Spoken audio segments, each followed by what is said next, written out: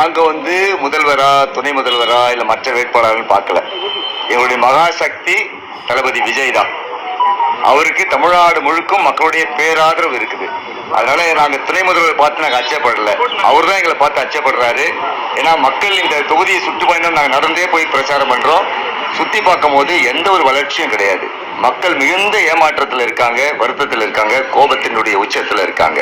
கீழ்த்தட்டு மக்கள், குடிசையில் பகுதியில் வாழ்றவங்க அடிப்படை சுகாதார வசதி கூட இல்லாம, பொது கழிப்பிட கூட சுகாதாரமா சுத்தமா இல்லாம மிகுந்த அவதிக்குள்ளா இருக்கிறாங்க.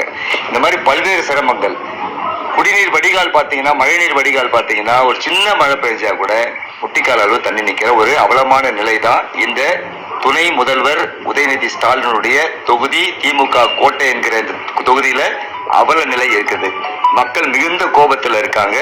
நிச்சயமாக எனக்கு போற இடமெல்லாம் மிகுந்த உற்சாகமான வரவேற்பை, குறிப்பாக இஸ்லாமிய பெண்களும் மற்ற இதர பெண்களும் அனைத்து தரப்பு மக்களும் வாரி வணங்குகிறார்கள். நிச்சயமாக நாங்கள் வெற்றி பெறுவோம் என்ற நம்பிக்கை எங்களுக்கு மிகுதியாக இருக்கிறது.